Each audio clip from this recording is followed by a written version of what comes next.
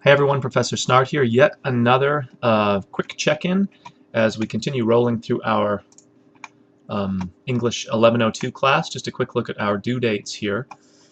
The next one around the corner for us is this Unit 3, Shape of an Essay, on June 2nd, and then followed pretty quickly on Wednesday and then Friday, the 4th and the 6th, just moving through the unit. So just a couple of things about Unit 3, not to sort of overkill a little bit since we're looking at the unit itself here on my screen. Just a point of kind of a reminder from one of the earlier announcements is to be sure you're careful, and Unit 3 is a good example of this, where to keep things a little cleaner on the face of it, I've taken all of this information, so you're not scrolling and scrolling and scrolling, and put it into separate folders. So just be careful, obviously, that you're working through each of the folders and taking time, hey, little stick figure, to look at whether it's watching the video here, reading the material, all that kind of stuff within each of the folders, and not just kind of scrolling really quickly through looking for the assignment piece. So it's really important that you look at this material just like attending class or taking notes from lecture or whatever like you would normally do before trying to jump into the assignment. I'm not going to say too much beyond in terms of the content here, because there is already this video. It's reiterated in these little diagrams here. But again, just be careful that in working through the unit, you're actually looking at all of the material. So each of the folders, and then there's material within the folders that that I'm asking you to look at. The assignment that we're finally getting to down here in the paragraph assignment folder has you reading a short story from our book called Flight Patterns by Sherman Alexie, and then writing a single paragraph. Imagine it would be like a body paragraph in an essay. Again, you can see from the video here that there's lots of detail in terms of do's and don'ts and what we're trying to accomplish.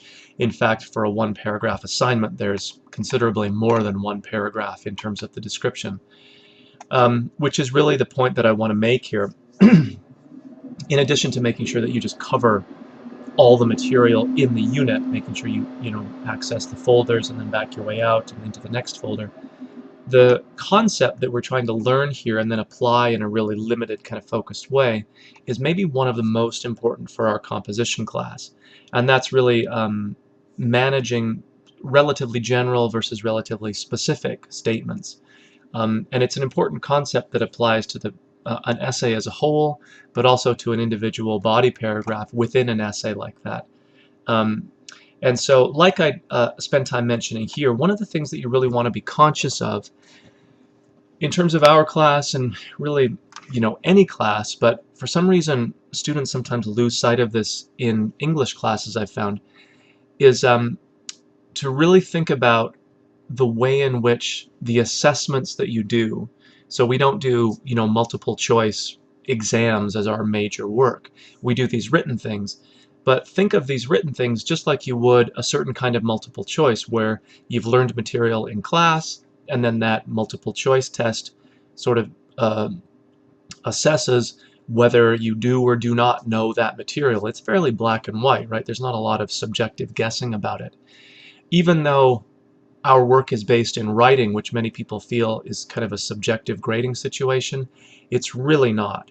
I'm asking you to think about like for example, the paragraph that you're writing here as your opportunity to show me that you get the concept that we've learned and can now apply it in the assessment situation.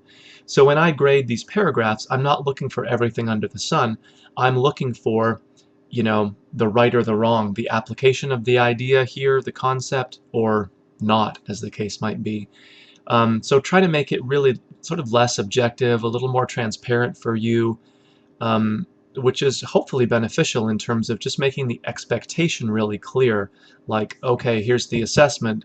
What is the professor looking for? Oh, the application of this idea, and then can you apply that idea? So there's lots of material within the unit here that provides the information and then details about the assignment to really guide you through and take some of the guesswork out of the assessment side of a class like ours. All right. So as always, keep in touch and make sure you're keeping up with those due dates. I'll talk to everybody soon.